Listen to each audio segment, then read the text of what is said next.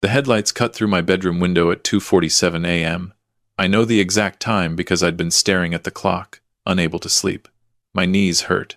70 years of life will do that to you. But when I heard the car doors slam shut, then voices, my knees suddenly didn't matter anymore. I got up slowly, the way old men do, and moved to the window. 3 figures were walking toward my lake house. Even in the darkness, I recognized one of them immediately.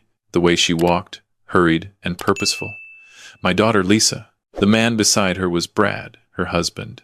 The third person I didn't recognize, but he was carrying what looked like a briefcase and a clipboard.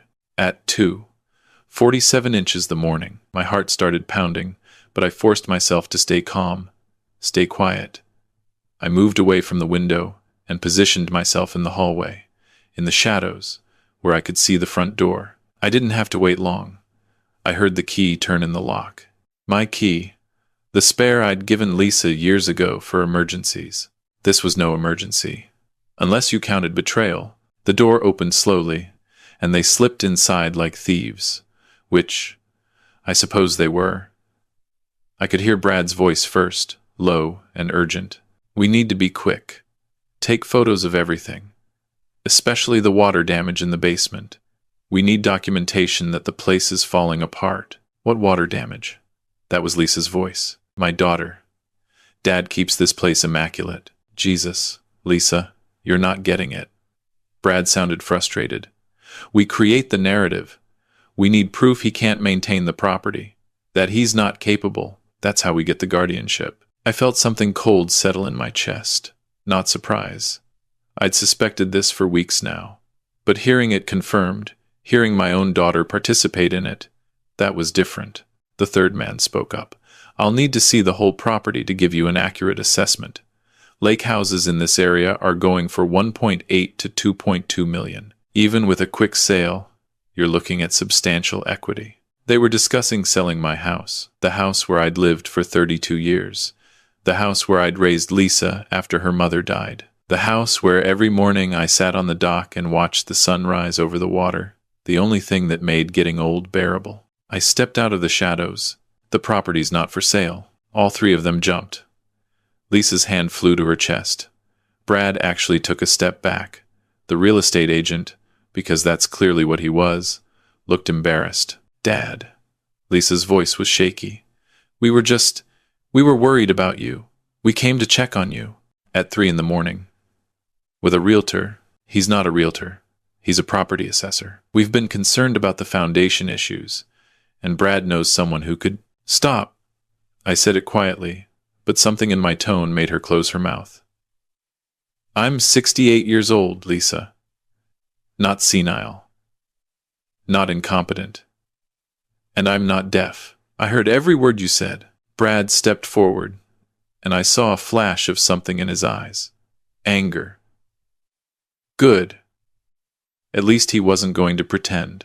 Look, Thomas, you're not getting any younger. This house is too much for you. The stairs, the maintenance, the property taxes alone are eating you alive. We're trying to help. Help me or help yourselves? That's not fair, Lisa said, and I heard genuine hurt in her voice. That almost made it worse. We love you, Dad. We just think you'd be happier, safer, in a community with other people your age. Assisted living isn't what it used to be. These places are beautiful now, and my house could pay off your debts. I looked at Brad. How much do you owe? 100,000? More? His face went red. You don't know what you're talking about. I know Brad's automotive closed 6 months ago. I know you refinanced your house twice. I know Lisa's been picking up extra shifts at the hospital to keep you afloat. I turned to my daughter. I know you're struggling. What I don't know is when you decided the answer was to steal from me. We're not stealing, Lisa said, but her voice cracked. We're trying to protect you. You're alone out here. What if you fall? What if something happens and no one finds you for days? So you break into my house at 3 a.m. to photograph fake water damage? The realtor cleared his throat. I think I should go. I think you should, I agreed. And I think you should know that this property is owned free and clear by me, Thomas Mitchell, and I am of sound mind and body. I have current legal documentation to that effect. Any attempt to sell it without my express written consent would constitute fraud. He left quickly. Smart man. That left the three of us. Me and the two people I'd trusted most in the world, or who I used to trust. Dad, Lisa tried again. Please, just think about it. Come visit one of the facilities with us. Just look. If you hate it, fine. But at least, get out. Dad, get out of my house. Now. And leave the key. Brad grabbed Lisa's arm. Come on. He's being unreasonable. We'll talk to him when he's calmed down. But Lisa was staring at me, tears running down her face. When did you become so suspicious? So cold? I'm your daughter. I would never hurt you. Then why did you lie to me? Why sneak around? Why plot with real estate agents in the middle of the night? She didn't have an answer for that. Or maybe she did, but she couldn't say it. Because the truth was ugly. The truth was that her husband had failed, that they were drowning in debt, and that my lake house looked like a life raft. They left. I heard Brad's raised voice in the driveway, Lisa's quieter responses. Then the car started and drove away. I stood in my living room, in the house I'd built with my own hands, and felt very, very alone. But I wasn't unprepared. That was the thing they didn't know. I'd been a mechanical engineer for 40 years. I'd designed systems, solved problems, planned for contingencies. When I started noticing the small things, the subtle questions about my health, about my finances, about my plans for the future, I'd started planning too. 3 weeks ago, I'd installed security cameras. Small ones, hidden in the corners of every room. I'd also updated my will, gotten a complete medical evaluation documenting my excellent cognitive function, and retained a lawyer who specialized in elder law. And I'd started recording every conversation, including tonight's. The next morning, I called my lawyer. Her name was Patricia Chen, and she was sharp as a tack and meaner than a snake when she needed to be. Thomas, she answered on the second ring. How are you holding up? They came last night, just like we thought they would. Tell me everything. I did. When I finished, Patricia was quiet for a moment. Do you have the recordings? Video and audio. Clear as day.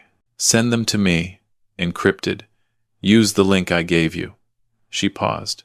Thomas, I know this is hard, but if we're going to do this, we need to be sure. Are you sure? Was I sure? I thought about Lisa as a little girl, crying in my arms when her mother died. I thought about teaching her to swim in this very lake. I thought about her college graduation, her wedding, every Christmas morning. Then I thought about her whispering with Brad about how to declare me incompetent, about selling my home without my knowledge, about putting me away somewhere so they could access my assets. I'm sure. Okay. Here's what's going to happen. We're going to send them a cease and desist letter. We're going to make it very clear that any further attempts to access your property, your finances, or to interfere with your autonomy will result in legal action. If they persist, we file for a restraining order and we pursue charges for attempted fraud and elder abuse. Elder abuse. The words made me feel old in a way that my aching knees never had. Lisa called that afternoon. I didn't answer. She called again that evening. Again, I didn't answer. On the third call, I picked up. Dad, please, can we just talk? Talk to my lawyer. Your lawyer? Dad, what are you? Patricia Chen, look her up. She'll be sending you something in the next day or two. I don't understand. We're family. We don't need lawyers. You brought a real estate agent into my house without my permission in the middle of the night to plan how to sell my property and have me declared incompetent. We absolutely need lawyers. That's not. We weren't going to. Dad, you're twisting this. We love you. Then you have a funny way of showing it. I hung up. My hands were shaking. This wasn't easy. People think standing up for yourself should feel good, feel empowering. Sometimes it just feels lonely. The cease and desist letter arrived at Lisa and Brad's house 3 days later. Patricia called me after they received it. They've lawyered up too, she said. Some guy named Richard Holloway. I know him. He's a pit bull, but he's not stupid. He knows they don't have a case. What happens now? Now we wait.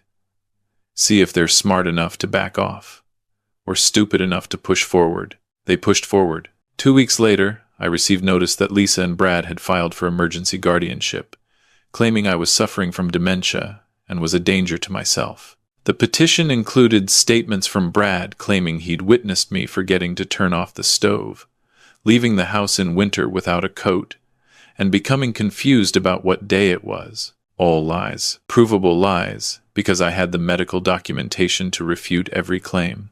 But it still hurt, seeing it in writing, seeing my daughter's signature on documents that called me incompetent, confused, a danger, documents that would give her control over every aspect of my life.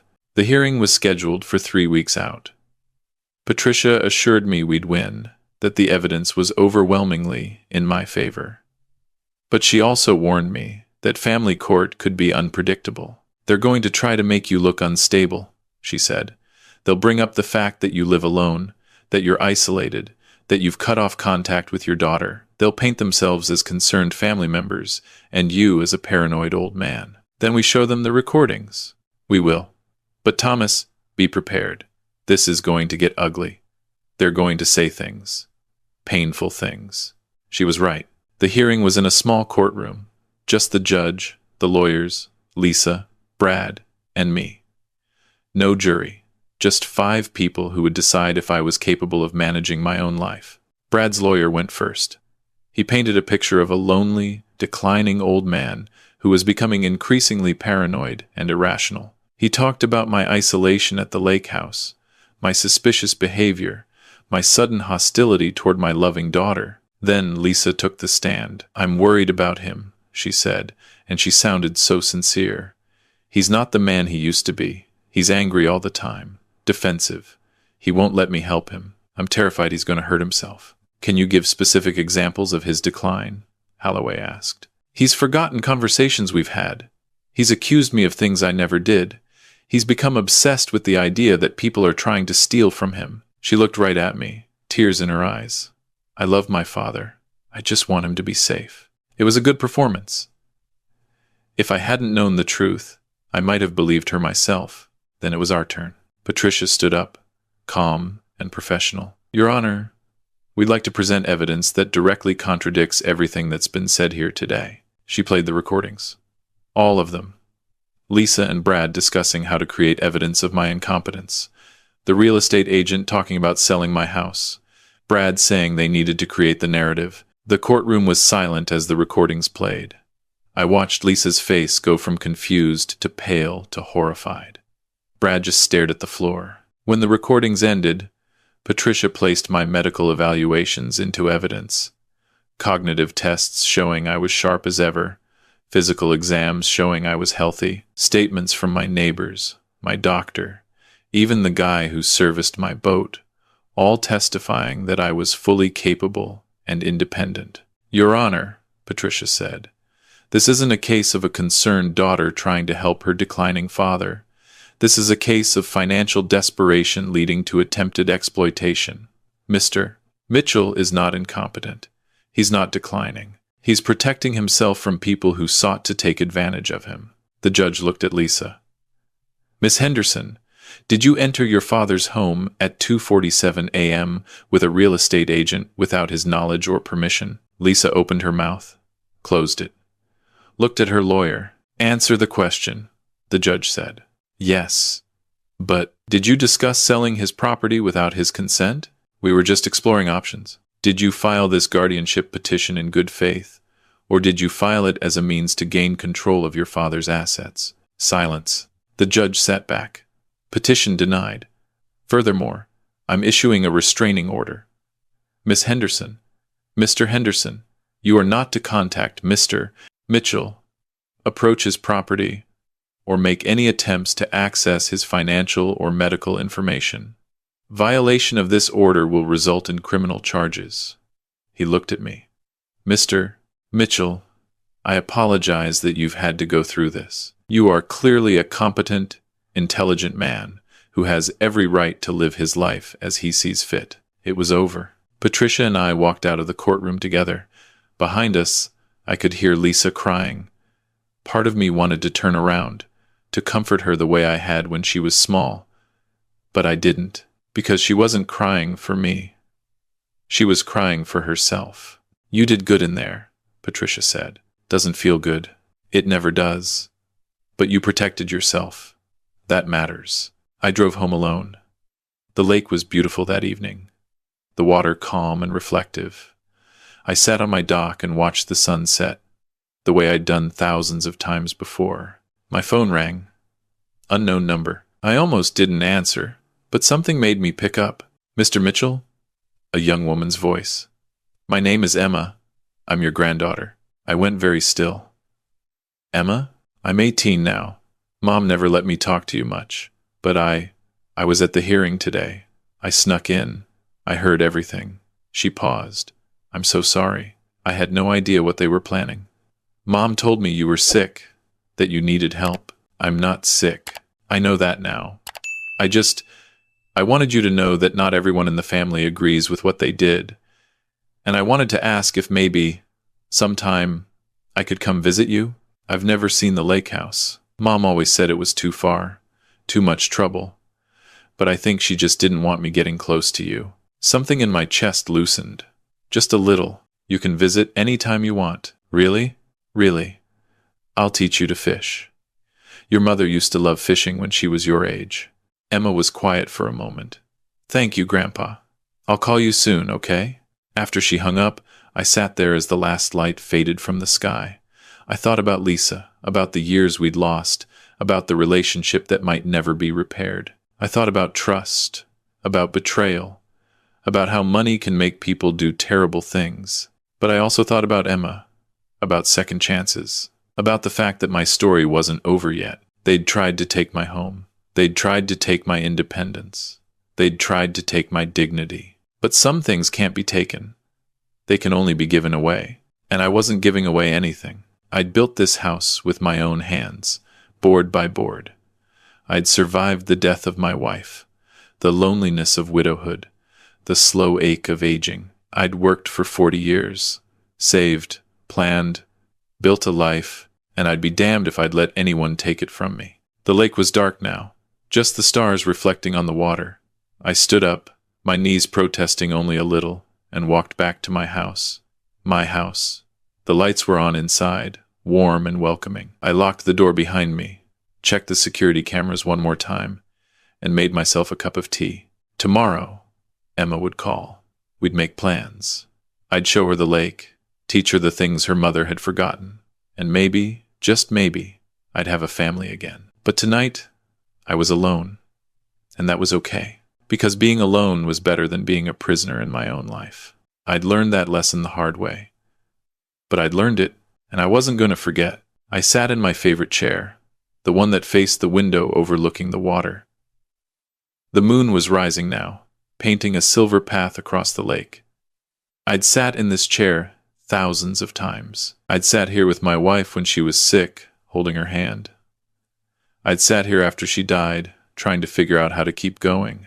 I'd sat here when Lisa went to college, when she got married, when she drifted away.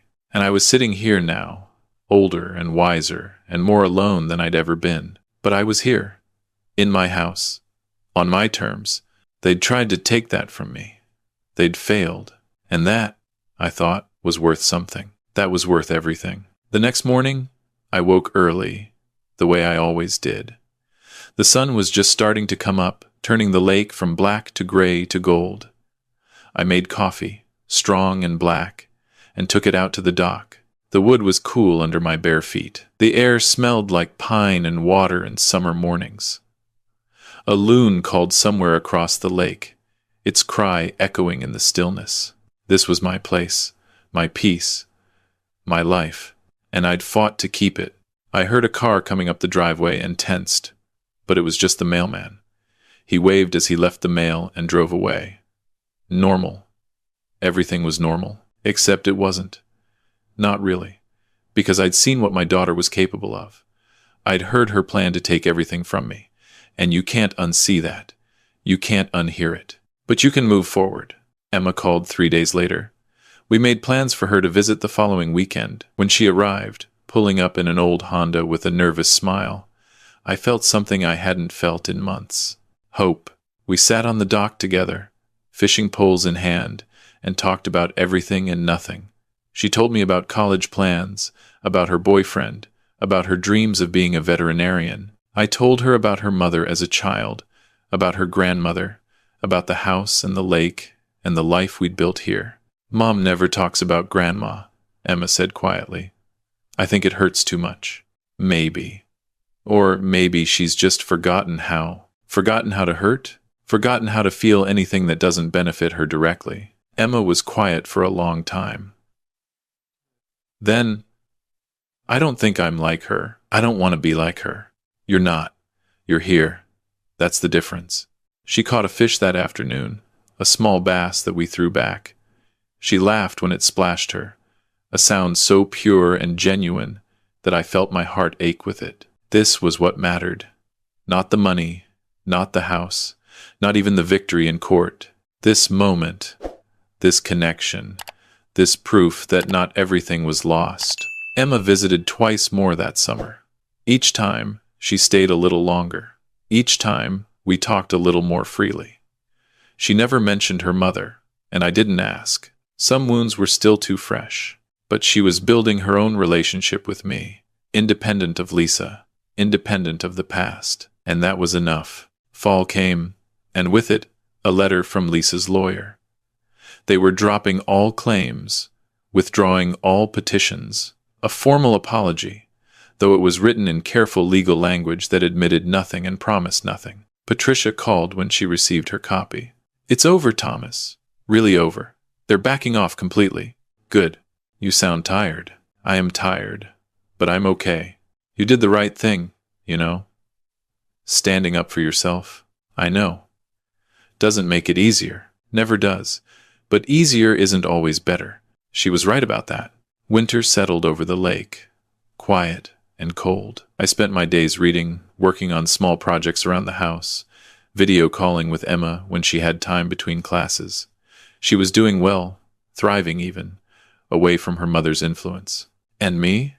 I was surviving, healing, maybe, learning to be alone without being lonely. The house creaked in the winter wind, familiar sounds that I'd heard for 3 decades. Ice formed on the lake, thick enough to walk on by January.